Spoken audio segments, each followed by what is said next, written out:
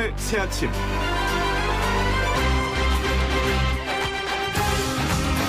남북 공동 연락사무소 폭파 이후 한반도에는 군사적 위기감이 고조되고 있습니다. 그런데 이번 사건 해결의 핵심인 미국 트럼프 대통령이 사실은 언론의 주목을 받기 위한 행사 정도로 북한 문제를 치부했고 처음부터 비핵화 문제는 신경도 쓰지 않았다, 이런 폭로가 나왔습니다.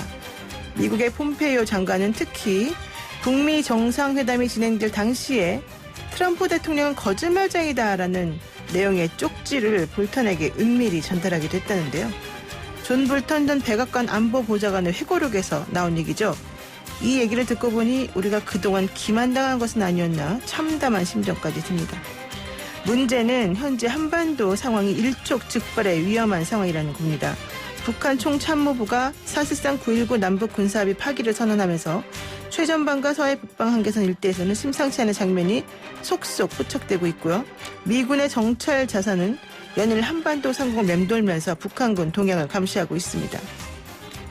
결국은 잘 해결될 것이라고 믿습니다만은 언제쯤이면 우리 대한민국의 평화 안전을 우리 스스로가 주체적으로 지키고 해결할 수 있을지 씁쓸하기만 합니다.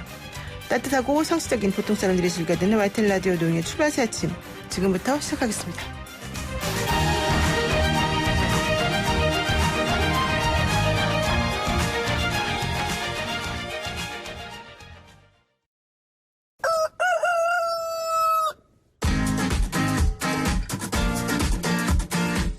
어디서든 꼭 끼어들 수 있는 오늘의 뉴스, 꼭 끼요.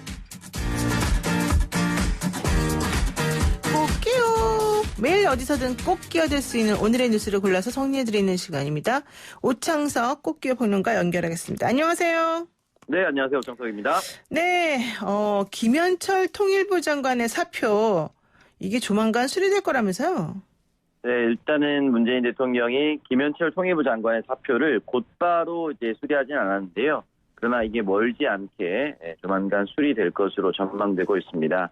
다만 후임 인선에 대해서 어떤 사람이 인선이 될지는 조금 더 지켜봐야 할 것 같습니다. 네, 지금 뭐 외교 안보 라인 전면 교체하라 이런 얘기까지 나오고 있기 때문에 사실 앞으로 어떤 대응이 나올지 매우 궁금한 상황인데, 일단 사표 수리를 어제 안 했어요. 자, 오늘 그럼 합니까? 아마 조금 더 고민할 수도 있겠다라는 이야기가 조심스럽게 흘러나오고 있는데요. 후임 인선이 정확하게 되지 않은 이상 통일부 장관의 공백이 길어지는 것 역시 청와대로서 부담스럽습니다. 아무래도 지금은 정치인 출신 통일부 장관 후임을 뽑는다, 이런 이야기가 많이 흘러나오고 있는데요. 지금 물망에 올라와 있는 정치인들 중에 후임자가 선택이 되고 난 후 다음 주 중에 수리하지 않을까, 또는 주말 중에 수리하지 않을까, 이런 이야기가 흘러나오고 있습니다. 뭐 굳이 꼭 정치권 출신이어야만 되는 이유가 있습니까? 네, 일단은 그동안 이제 학자 출신 김현철 장관이 지난 1년여 넘게 통일부를 끌어왔는데요. 통일부에 들어가서 통일부를 쇄신할 수 있는, 그리고 대북관계를 개선할 수 있는 좋은 정책들은 굉장히 많았습니다. 중요한 거는 조직 장악력이라고 볼 수가 있는데요. 이러한 부분에 있어서 김현철 장관의 아이디어나 의지만큼 조직이 장악되지 않았다라는 이야기가 흘러나왔습니다. 그렇기 때문에 이번에는 국토교통부 장관의 김현미 장관이 임명됐듯이 전문가가 아니더라 하더라도 전문적인 지식을 갖춘 정치인 출신이 책임을 지고 끝까지 결실을 내려는 노력을 하려는 정치인을 뽑겠다라는 전문가들의 예측이 있습니다. 그러면은 지금 얘기되고 있는 인사들이 이인영 의원, 그리고 임종석 전 비서실장, 뭐 이런 분들인 것 같은데, 우상호 의원도 거론이 되고 있고요. 그런데 네. 지금 이인영 의원은 나 안 한다 이런 얘기를 명확히 한 것 같고, 또 임종석 실장도 나는 실무적인 측면에서 일을 하고 싶다, 뭐 이런 얘기를 했단 말이에요. 민간외교 관련해서. 네, 맞습니다. 그렇다라고 한다면은 우상호 의원이 되는 거예요? 어떻게 되는 거예요? 이제 우상호 의원은 지난번 이제 개각 때 문화관광부 장관으로서 이제 임명이 될 것이다라는 이야기가 많이 돌았었는데요. 네. 일단은 모든 지금 언급하신 3명 모두가 지금 굉장히 조심스러워하고 한 입장입니다. 그리고 우상호 의원 같은 경우는 뭐 언론과의 인터뷰를 통해서 임종석 전 실장이 적임자라는 이야기를 남겼습니다. 네. 3명 다 정중히 지금 거절하고 있는 상황인데요. 이 부분에 대해서는 조금 더 지켜봐야 할 것으로 보입니다. 그렇군요. 어쨌든 뭐 박지원 전 의원도 지금 거론되고 있다고 하니 상당히 심각하게 아주 다양한 폭으로 이 후보자들을 지금 컨택하고 있는 것으로 보입니다. 자, 그리고요. 어쨌든 정의용, 서훈 이런 분들은 또 좀 교체되지 않을까 싶네요. 자, 그리고요. 네. 여당 외교안보라인 교체론, 청와대는 그런데 부적절하다 이렇게 선을 그었다는 얘기가 나오는데 이건 무슨 말이에요? 네, 일단은 김현철 장관이 자신의 이 상황에 책임을 지고 사의를 표명했지만 그렇다고 해서 지금 현재 청와대가 함께하고 있는 외교안보 라인 모든 사람을 교체하는 것은 또 부담스러워 보일 것으로 예측이 되고 있습니다. 정의용 국가안보실장, 서훈 국정원장, 그리고 나아가서는 강경화 외교부 장관까지 모두 교체해야 된다는 이야기가 있는데요.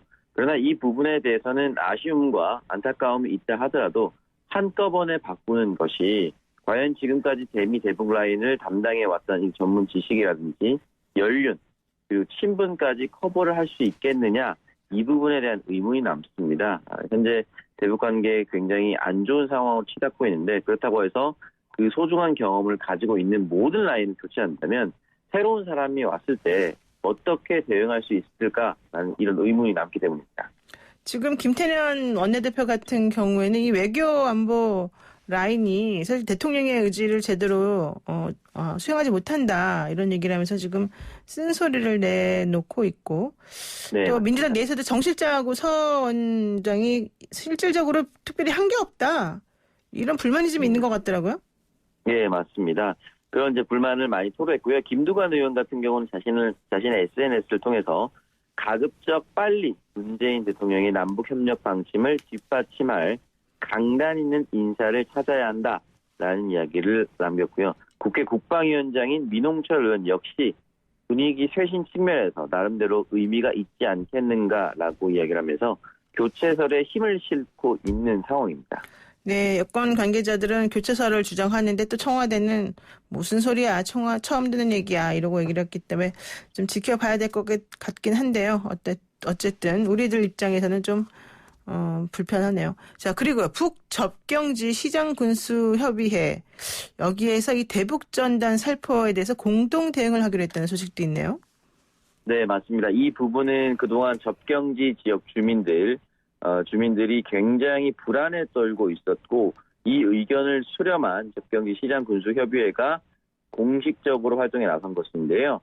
조인묵 강원 양구군수가 접경지역 시장군수협의회 회장으로 선출되면서 향후 이 접경지역에서 대북전단 살포를 하는 것에 강력하게 대처하겠다라고 이야기를 남겼습니다. 실질적으로 접경지역 주민들은 안전에 대한 위협뿐만이 아니라 접경 지역의 경제 자체도 위축이 됐다. 이런 이야기를 남겼습니다. 그렇기 때문에 이 부분에 대해서는 대북전단 살포 공동 대응, 그리고 도서 지역 통신망 품질 개선, 그리고 서해오도 어장 확장 및 조업 시간 연장 등의 이야기를 정부를 상대로 이야기를 하겠다라고 이야기를 남겼습니다. 그러니까 대북전단 살포 문제가 비단 안보만의 문제가 아니라 경제까지 악영향을 미친다 이런 생각이군요. 네, 맞습니다. 자, 그리고요. 그런 상황에서 미래통합당의 장제원 의원 계속해서 전면적으로 이 상임위 보이콧하는 게 맞느냐. 차라리 국방이나 외통위에 대해서는 우리가 좀 움직여야 되는 거 아니냐. 이런 얘기를 냈다면서요. 네, 맞습니다. 자신의 SNS를 통해서 이야기를 남겼는데요. 어제 북한이 심각한 도발을 감행했는데 일회성으로 끝날 것 같지는 않다라고 이야기하면서 국가적 위기다. 이런 이야기를 남겼습니다. 또한 국방위원회와 외교통일위원회 정도는 가동했으면 좋겠다라고 이야기를 남겼는데요. 이 이야기를 하면서 여론조사 전문 업체에 대한 이야기도 남겼습니다. 민주당의 단독 상임위원장 선출과 관련된 이야기인데요.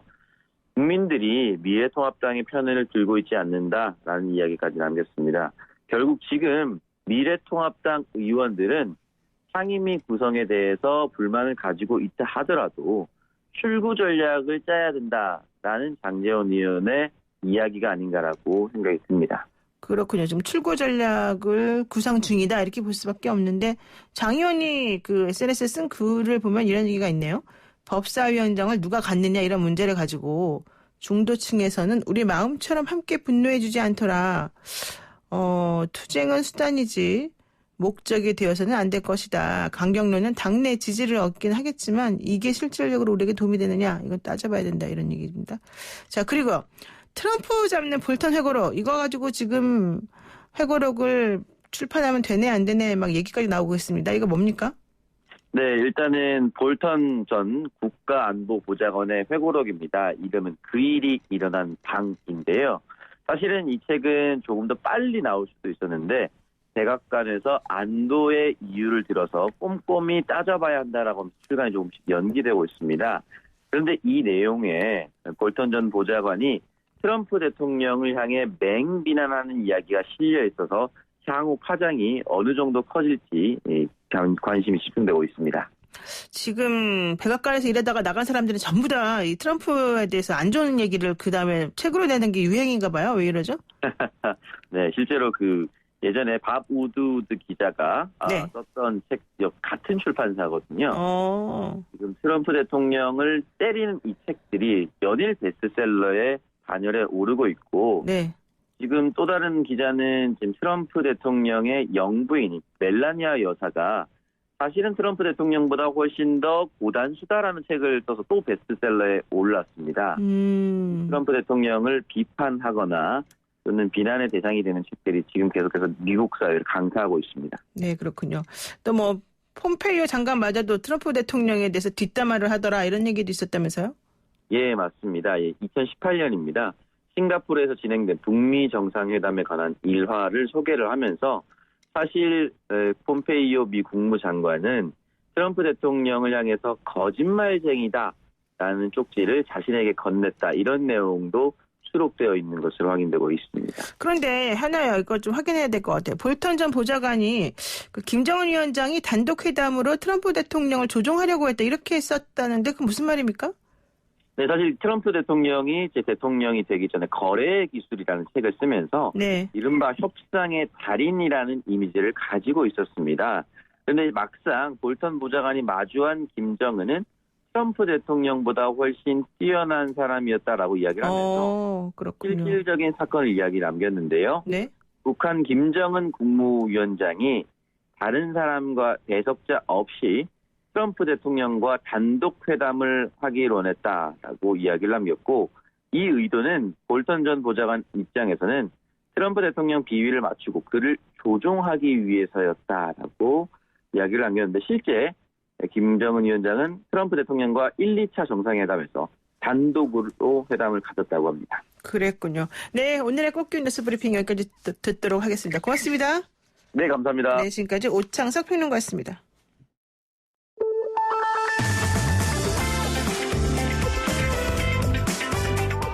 영희와 함께하는 슬기로운 출근길 노영희의 출발 새 아침은 청취자 여러분과 함께 만들어갑니다. 짧은 문자 50원, 긴 문자 100원에 유료 문자 샵 0945, 우물정 0945로 문자 보내주시거나 유튜브 보이는 라디오 댓글창, YTN 라디오 어플리케이션 예스를 통해 여러분의 목소리를 들려주세요. FM 94.5MHz YTN 라디오 노영희의 출발 새 아침 잠시 후 계속됩니다.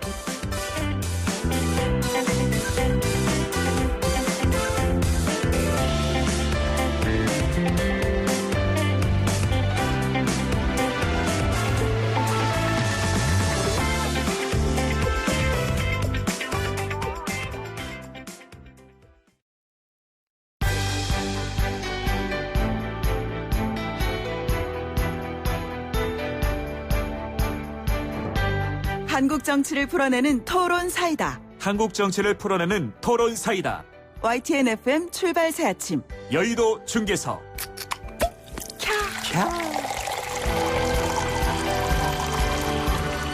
한국 정치를 풀어내는 토론 사이다. 여의도 중계석 시간입니다. 여의도 정치 상황을 누구보다도 명쾌하게 그리고 아주 깊이 있게 풀어주실 두 분 함께하겠습니다. 더불어민주당 서른 최고위원 나오셨고요. 안녕하세요. 예, 반갑습니다. 민주당의 서른입니다. 근데 점점 젊어지시는 것 같아요. 아, 그래요? 네. 감사합니다. 그리고 미래통합당 홍문표 의원 나오셨습니다. 안녕하세요. 네, 홍문표 의원입니다. 반갑습니다. 예, 우리 의원님들 보면 정말 너무 기분 좋은데요. 격주로 나오고 계시죠, 지금?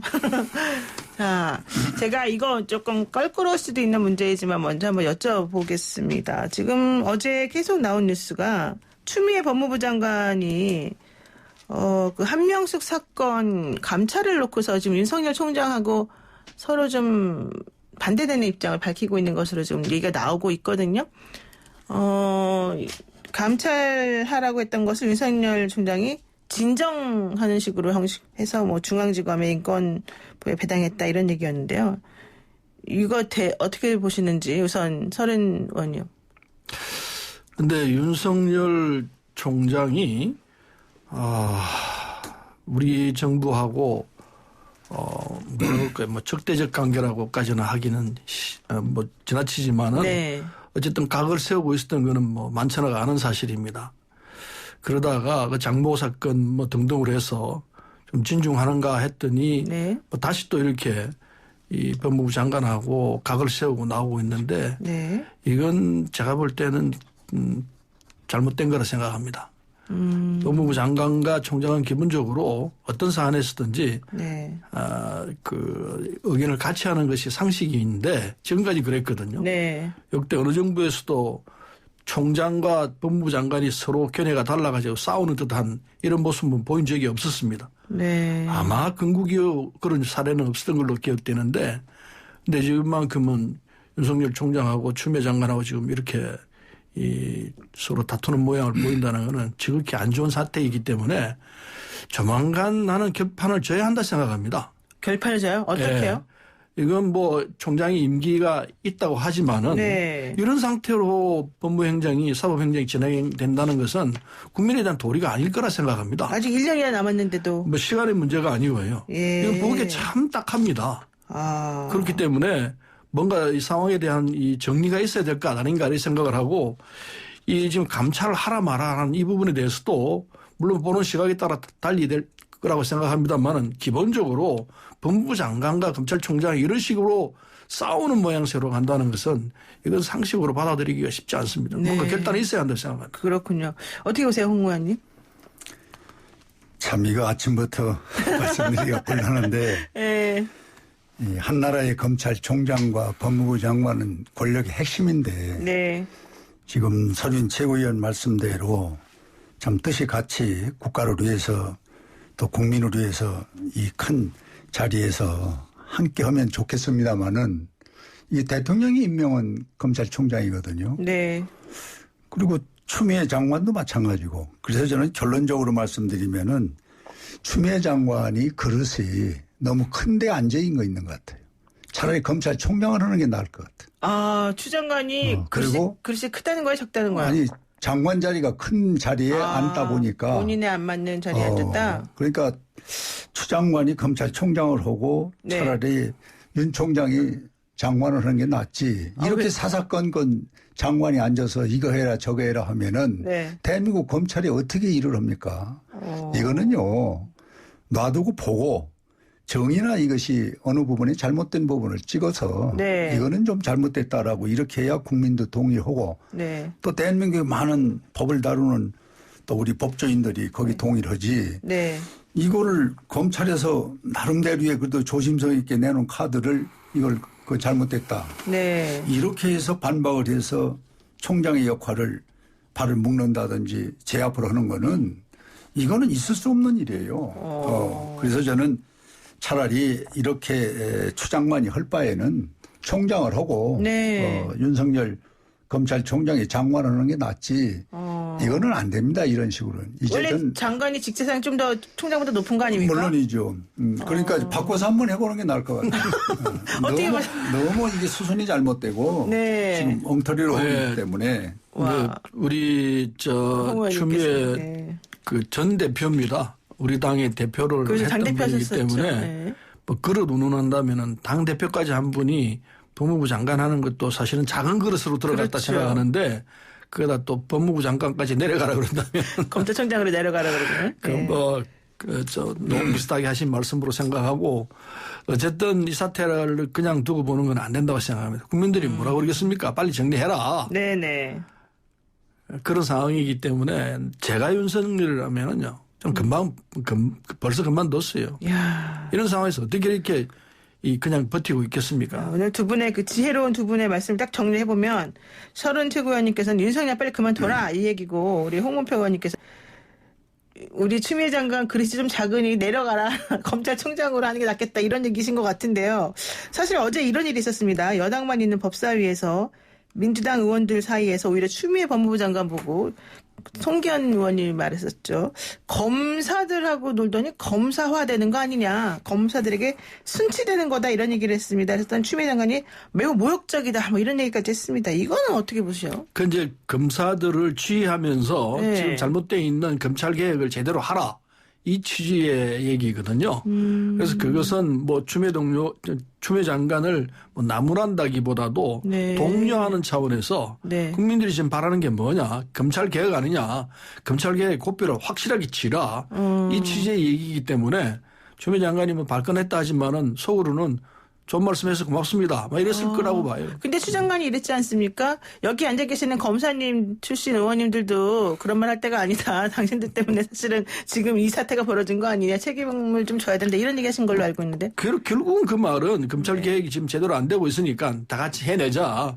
이 취지를 받아들여야죠. 그렇군요. 그런데 설 최고위원님 그 해석을 그렇게 하면 안 됩니다. 그 아주 반대 360도로 거꾸로서 얘기를 하는데 네. 저도 후담을 들었습니다마는 이렇게 검찰을 사사건건 또 검찰화되는 장관 아니냐 하는 그 뉘앙스의 얘기는 네. 사실 그 안에 상당한 진실이 있는 겁니다. 무슨 진실이 있을까요? 아니 이런 식으로 하지 말라는 거죠. 그래서 같이 지금 여당 속에서도 지금 의견이 분분하고 네. 또 잘못된 걸 지적하면은 좀 장관이 좀 한 걸 뒤로 물러서서 아 그렇구나 하고 좀 바꾸는 태도가 보여줘야 진짜 이 힘이 있는 사람이 하는 태도인데 네. 한 번 내놓으면 잘못되든 무되든 밀고 가고 네. 또 주변에서 같이 또 동조해버리면은 이 잘못된 게 진짜 잘못돼 버리거든요. 그랬을 때 오는 피해는 네. 국민들이나 법을 다루는 분은 혼란스럽죠. 영역이 필요가 없지 않습니까? 네. 검찰은 이럴 수 있겠거니 놔두고 네. 그리고 장관으로서 할 수 있는 때가 있어요. 그런데 이걸 초장부터 이렇게 검찰을 제약을 하고 그냥 제압해서 이건 해라 하지 말라 이렇게 하면은 네. 검찰이 어떻게 일을 합니까? 그것은 거꾸로 해석을 했습니다. 지금 검찰 개혁을 고삐를 풀어주라는 얘기가 아니고 네. 앞으로 더 나아가라. 이렇게 지지부진해서 국민들 이 기대에 부응하느냐. 뭐 하는 거냐. 빨리 검찰 개혁을 고삐를 치고 앞으로 나가야 될 것 아니냐. 이 취지인데 지금 홍 의원께서는 그걸 거꾸로 해석해서 좀 더 물러나야 된다 이렇게 해석하시는데 전혀 아닙니다. 거꾸로 해석하셔야 된다고 봅니다. 송 의원을 한번 판단이 만나봐야 맞고 되겠습니다. 이 답이 안 나와. 송기현 의원하고는 저하고는 아주 친하기 때문에 그 네. 뜻을 충분히 알고 있습니다. 저희가 송기현 의원님한테 한번 인터뷰 요청 한번 해서 어느 분 말씀이 맞는지 한번 제가 들어본 다음에 다시 말씀드리는 걸로 하고요. 자, 이번에 이제 아주 심각한 남북 문제 얘기를 할 수밖에 없습니다. 남북 공동 연락 사무소 폭파 정말 이 북한 이래도 되는 건지 너무 화가 많이 나는데 뭐 결과적으로는 이게 한미 워킹그룹 때문이다. 사사건건이 우리가 일도 못하게 하면서 발목을 잡더니 결국엔 북한도 참다 이렇게 한 거 아니냐 이런 얘기가 지금 나왔습니다. 이건 어떻게 봐야 될까요? 네, 이게 이제 뭐 발단은 탈북인 단체들이 그 전단을 살포함으로써 된 겁니다. 근데 2018년 4월 27일 판문점 선언 당시에 문재인 대통령과 김정은 위원장이 합의한 사안이거든요. 거기 2조 1항에 보면은 네. 전단 살포와 학생기 방송 등등 안 한다. 네. 구체적으로 딱 적시를 해놨어요. 그래서 그 규정을 지금 어긴 게 돼버렸거든요. 그렇죠. 우리가 한 건 아니에요. 네. 탈북인 단체들이 한 건데 정부가 한 것도 아니고 정부가 우리 여당 측에서 한 것도 아니기 때문에 북한이 저런 식으로 나오는 건 안 맞죠. 그러나 자기들이 할 말은 있습니다. 왜 이걸 못 막았느냐. 그렇죠. 네. 약속을 해서 법적 규정을 이렇게 했는데도 왜 못 막았느냐. 네. 그 항의는 할 수 있지만은 그걸 이런 식으로 하는 것은 이치 안 맞죠. 그래서 북한이 지금 저런 식으로 뭐 폭발을 하고 나오는 것은 이건 거꾸로 북한 쪽에 대한 이 여론만 나빠지고 우리 국민들이 얼마나 지금 격앙돼 있습니까? 네, 지금 좀 화가 도대체 많이 났어요. 무슨 짓이냐 이게. 네, 네. 뭐 흔한 말로 건물이 무슨 잘못이 있냐? 왜 그걸 폭파하느냐? 아, 건물이 잘못이 없다. 예. 그게 그렇죠. 돈이 누구 돈인데. 네, 맞습니다. 근데 그런 식으로 국민들이 반응하고 있기 때문에 도저히 이거는 묵과할 수 없다는 것이 전체 국민의 일반적인 생각일 것 같고요.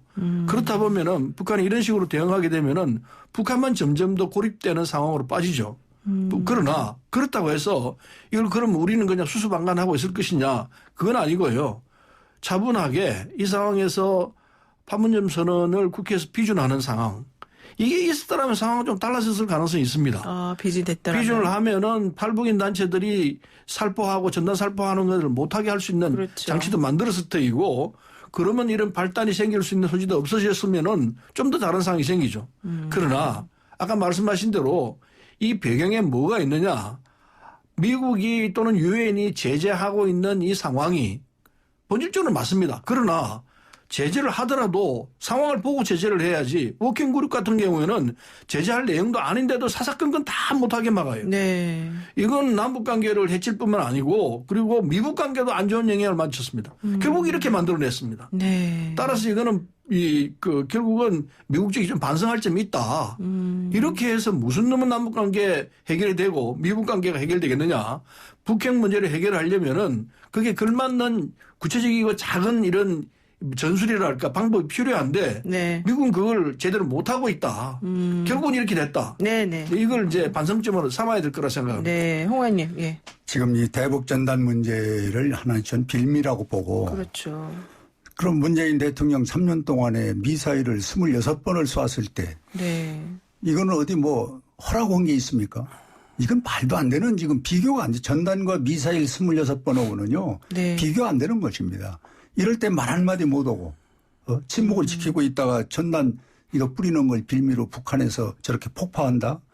이 국민들이 이제는 한도가 지났다고 보는 겁니다. 네. 그리고 이 내용에서 왜 저랬을까 하는데 깊은 내용은 지금 최 의원 말씀한 대로 이제 유엔과 미국에서 그동안 경제 제재했었던 여러 가지 품목 제한이 있었지 않습니까? 네네.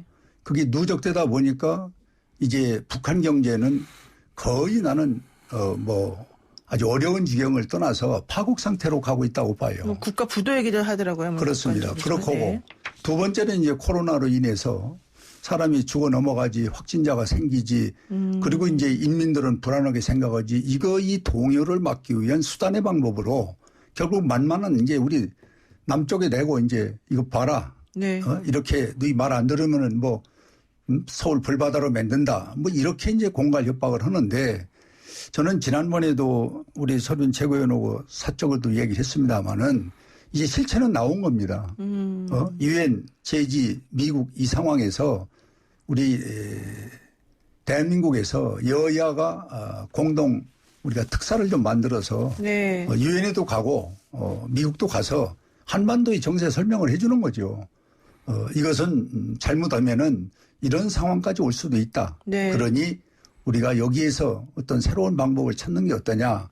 이렇게 해서 저는 전쟁을 막는 방법은 바로 여야가 공동으로 그리고 또 일부가 뭐 미국에 가서 로비를 하고 있는 걸로 알고 있습니다마는 네. 그것보다는 여야가 정치적으로 함께하는 게 좋다. 이렇게 해서 전 풀어가는 방법을 우리가 정면 돌파보다는 이런 지혜로운 방법을 한번 쓰는 것이 좋고 네. 그리고 지난번 정부가 그저께인가 발표한 거는 국민들이 속으로 시원한 생각을 갖습니다. 이제야 정부가 또 대통령이 제대로 생각을 갖고 있구나. 네. 그동안에 얼마나 대통령이 저걸 참느라고 어려웠겠냐 하는 이런 생각도 국민들이 가져주고 있어요. 네네. 그래서 저는 여기에서는 한치도 물러서서는 안 되고 눈은 눈으로 네. 소위 이로. 이는 이대로 대응하는 우리 전략은 또 우리 전략대로 있어야 된다. 이렇게 네. 생각을 합니다. 네, 여기서 잠시 전하는 말씀 듣고 오겠습니다. 네, 노영의 출발새 아침 1부 순서 여기서 마치고요. 잠시 후 2부에서 뵙겠습니다. 네, 우리 여의도 중계석 시간 더불어민주당 서른 최고위원 미래통합당 홍문표 의원과 함께하고 있는데요. 저희가 이제 이 광고 나가는 동안에 엄청 뜨거운 설전을 좀 나누면서 우리 웃으면서 얘기한 것처럼 보이지만 다 내공이 쌓여가지고 되게 중요한 말들을 많이 했습니다. 그 내용 한번 풀어보도록 하겠습니다. 지금 이제 북한과의 그런 문제 이런 거 얘기했었는데요. 사실 좀 궁금한 게 또 이겁니다. 통일부 장관이 사의를 표명한 상황에서 이 통일부 장관 후임을 어느 분으로 할 것인가 또 이 안보, 외교 안보 라인의 교체를 전격적으로 할 것인가 이제 이거부터 조금 간단하게 이건 좀 살펴봐야 될 것 같은데 우선 통일부 장관 사의 표명 이후에 지금 한마평에 오르는 사람들이 임종석 전 청와대 비서실장 또 이인영 더불어민주당 의원 그리고 우상호 의원 등등이 이런 정치권 인사들이 정치적으로 좀 해결했으면 좋겠다 이런 차원에서 한마평에 오르고 있어요. 장관 후보로. 이 부분은 어떻게 보시는지요? 근데 아직 통일부 장관 이 사표가 수리 안 됐습니다. 그렇죠. 아직 안 됐죠. 안 됐기 때문에 수리가 되고 난 뒤에 해야지 사람들이 정말 뜸도 안 들었는데 그냥 막 퍼먹으려고 그러고 있어요. 그게는 좀 그동안 많이 힘들어했다 이런 거 아닐까요? 이거는 도리가 아닐 것 같고 일단 그 사표 수리되고 난 뒤에 해도 안 늦고요. 말이 나왔으니까 하는 얘기인데 임종석 전 실장이 세 차례에 걸쳐서 남북 정상회담을 이끌어낸 장본인이거든요. 그렇기 때문에 통일 문제도 특별히 관심이 있고 해서 그 1순위에 있을 것 아닌가 하는 생각을 하는데 궁극적으로는 인명권자인 대통령께서 판단하실 문제이기 때문에 뭐라 하기는 힘듭니다만 말씀하신 대로 임종석 전 실장도 있고 이인영 의원도 있고 홍익표 의원도 있고 우리 당에는 인재가 너무 많으시네요. 이런 문제를 해결할 수 있는 역량이 있는 분들이 많이 있습니다. 그런데 이제 현역 의원들을 선호하는 경우는 사실은 보니까 정치인들이 추진력이 있어요. 행정공무원보다도 공무원 출신보다도 그렇죠. 추진력이 있다는 게 일반적인 평이기 때문에 특별히 지금 남북 관계 이런 상황에서는 이를 제대로 추진할 수 있는 사람이 필요하다. 이게 일반적인 주문 아닌가 생각해서 대통령께서 그런 점을 감안하실 거라 생각하고 그리고 지금 아주 사표 수리된 거 아닙니다. 아직 멀었어요. 네. 아주 멀었어요. 어떻게 보세요, 홍 의원님? 저는 이건 최종적인 건 대통령의 임명권자이기 때문에 결심을 그쪽에서 갖겠습니다마는 중요한 것은 지금 지난번에 하노이 북미 회담 그 결렬 후에 상당히 국제 간에 또 대북 관계, 미국 관계, 대미 관계가 엉켜서 잘못됐다는 것이 정평인데 그 볼텐도 그래서 사실 그만둔 거고 북한의 김영철이도 그렇고 우리 지금 소위 두 분이 아직도 남아서 이런 어려운 난국을 풀기 위해서 했는데 한계가 왔다. 서훈 국정원장과 정의연 실장 말하는 거죠. 실장과 이제 그래서 정의연 실장 이랬다면은 이제 우리도 바꿀 때가 됐는데 마침 이게 지금 전쟁 직전에 터지고 나서 바꾼다는 것이 조금 맞지를 않아요. 근데 그만큼 이제 인재를 제대로 등용을 못했다는 것인데 또 대통령이 잘못했군요. 물론이죠. 그런데 지금 세 분의 아까 말씀하신 분들 그 나물의 그 밥입니다. 그래요? 그 나물의 그 밥이요? 그 갖다 놓아본들 지금 상황에서 달라질 게 뭐가 있겠어요. 대통령한테 좋은 얘기나 하고 그리고 현실의 상황을 제대로 보고를 안 해서 오판된 부분이 있다라는 게 지금 여러 곳에서 도처에서 나오잖아요. 이 세 분이 그렇다는 건 아니잖아요. 그렇습니다. 예자분이 그렇다는. 그러나 전 비슷하게 보는 거죠. 왜 그러냐. 그 무대에서 같이 놀았던 사람들이거든. 이 세 사람들이. 그리고 누굽니까? 임누구라고 하는 분은 임종석? 이름은 지가 아직 안 내겠습니다. 더 현실적으로 가까운 무대에서 행동을 했기 때문에 전 새로운 것은 없다고 보고 이제는 대통령께서 사람도 겪어봤고 국제적인 상황이 바뀌었기 때문에 이제 거기에 맞는 사람을 찾는 겁니다. 미국과도 대화가 되고 중국이라든지 일본, 북한 이런 곳과 될 수 있는 사람이 인재를 찾아서 요번에 갖다 놔야 앞으로의 대북 관계라도 풀 수 있는 방법 또 이 미국 관계 중국 관계 등등을 함께 할 수 있는 사람이 와야지 이거 청와대에 보고나 잘하고 그리고 현실을 모르는 똑같은 먼저에 있었던 사람을 지금 또 갖다 놓는다면은 저는 대북 문제도 더 잘 나갈 수가 없다고 봐요. 그럼 오히려 미래통합당 쪽에서 조금 추천해 주시면 어때? 미래통합당 의원이라든가. 대통령이 만약에 그런 건의가 한다면은 좋은 분들이 많이 있죠. 누구가 있을까요? 이름을 댈 수는 없지 않습니까? 성만 대보세요 그러면. 아까 우리 최고위원 말대로 지금 아직은 사표 수리 안 돼서? 사표 수리가 안 됐는데 지금 이것도 우리가 좀 넘어 나가는 것 같아요. 그러나 이게 이제 시중에 화제가 되고 급하잖아요 지금. 정치적인 이제 중간에 놓여 있기 때문에 얘기를 한다면 저는 그렇게 말씀할 수 있고. 그럼 미래통합당에서는 만약 제안이 오면은 받을 수도 있어요? 제안이 오면은 당에서 추천할 수도 있겠죠. 그렇군요. 그렇게 되면 또 완전히 달라질 수도 있겠네요. 통일. 그렇게 하면은 아마 여러 가지가 새로운 정치가 시작된다고 봅니다. 그러면 더 관계가 악화되는 거 아닙니까? 악화될 리가 없죠. 그러면 이제 북한과의 관계는 이제 손 놓고 이제 끝났다 이렇게 볼 수밖에 없을 거라 생각합니다. 그런 방법보다는 이 상황을 수습할 수 있는 이런 역량이 있는 사람이어야지 오히려 더 상황을 악화시킬 수 있는 이런 그 생각을 갖고 있는 분을 올려놓는다는 거는 이건 전혀 아니 해법이 그러니까 아니고 여야를 초월해서 해법이 네. 아니고 이 상황을 더 악화시킬 뿐이라는 사실을 지금 말씀한 대로 수습할 수 있고 그리고 뭔가 지금보다는 더 잘할 수 있는 사람을 여야를 초월해서 사람을 찾는 것이 좋다는 것이 그건 뭐 기본적으로 좋은 생각입니다. 제가 말씀드립니다. 예, 예. 네. 또 우리 8192님이 이런 말씀하시네요. 생뚱맞게 서른 의원님도 하마평에 나오던데요. 예, 이건 약간 농담 삼아 말씀하신 것 같고요. 자, 그러면은 이제 아직 사표 수리가 안 됐으니까 우리가 너무 그 얘기를 오래 하는 거는 예의가 아닌 것 같아서 여기까지 하도록 하겠습니다.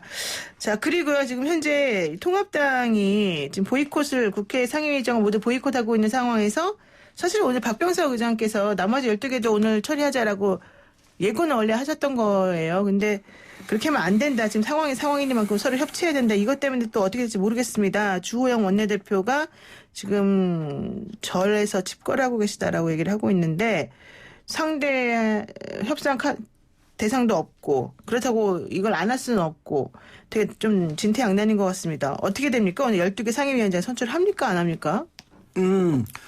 지금 이제 그 사이에 주호영 대표 산으로 갔습니다마는 그런데 이 상황이 특별한 상황이 생겼기 때문에 국가 위난의 상황이기 그렇죠. 때문에 돌아오셔야 빨리 되는 내려와야죠. 네. 빨리 내려와야 되고 뭐 분출을 다투는 상황이라고도 할 수 있는 때이기 때문에 내려와야 되는데 어디까지 내려왔는지 모르겠습니다.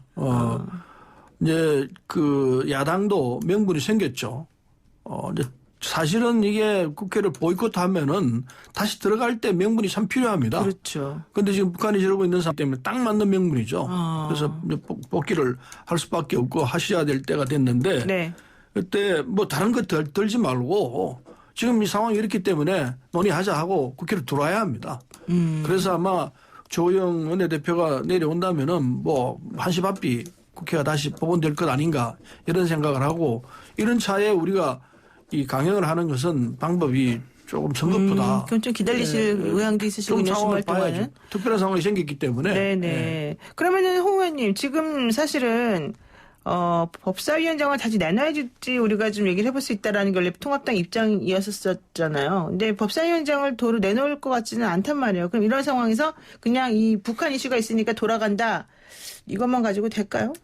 저는 이 상황에서는 네.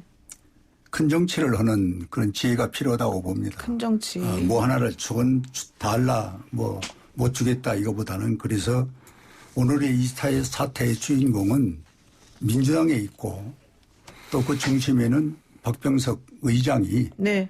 너무 월권이랄까 이분도 의장 되니까 뭐 숫자만 보이지 지혜로운 생각을 못하는 것 같아요. 네. 그 자리에 자기가 반쪽 의장으로 앉아가지고 또 그분들을 모시고 또 민주당만 또 상임위원장을 뽑고 거기다가 더 기가 막힌 일은 어떻게 여당 국회의원 의장이 야당 상임위원을 뽑습니까? 배정을 강제로 한 것은 배정을 문제다. 이거는 있을 수 없는 일이죠. 네. 같이 맞싸워서 국론을 찬반을 논할 사람을 네. 여당의 의장이 여당 의원들과 상의해서 야당의 상임위원장을 배정한다는 것, 상임위원을 배정하는 거는 네. 더욱 있을 수 없는 일을 지금 하고 있어요. 그래서 한마디로 대북 문제도 있고 그러니 대국민 사과를 하고 네. 거기에는 이제 김태년 우리 대표도 함께 공동 국민 대사과를 하고 어이구. 그리고 이제 지나간 이 일에 대해서는 새로운 출발을 하자라는 얘기를 하고 네. 그다음에 이제 이 북한의 도발 문제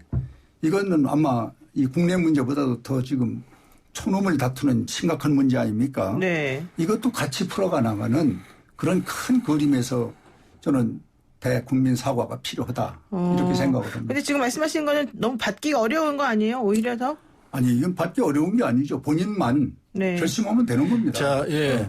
지금 뭐 이 유례가 없다라는데 법에 있는 얘기를 지금 했던 거거든요. 법에 있는 상태로 우리가 진행을 하고 있기 때문에 네. 지금까지 우리 여당과 그리고 국회의장께서 법에 위반되는 일은 하나도 한 적이 없습니다. 네. 야당이 저렇게 보이콧하고 있고 국회 못 들어오겠다고 20대 국회가 똑같은 행태를 보이고 있기 때문에 이 상황에서 할 수 있는 유일한 방법은 의장이 지명해서 상임위 배정하는 수밖에 없는 것. 이 국회법에 분명히 적혀 있습니다. 네. 야당이 안 하겠, 어느 교섭단체가 안 하겠다 하면은 국회의장이 하도록 돼 있습니다. 그 의장 권한으로서 했던 거이기 때문에 그게 유리가 없다 하지만은 유리 없는 행동을 지금 야당이 하고 있지 않습니까?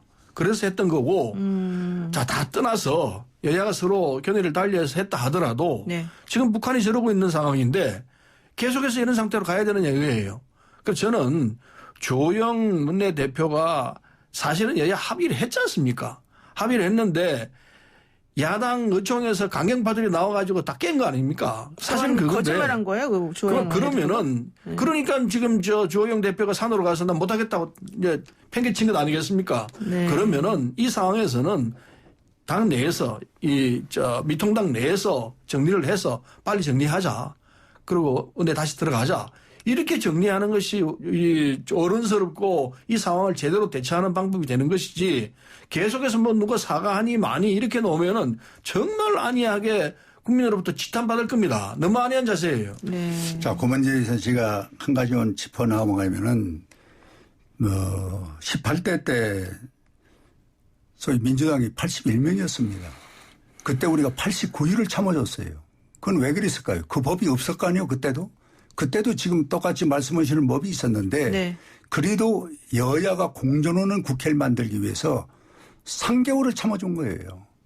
그때 법사위원장이 또 누굽니까? 민주당 아닙니까?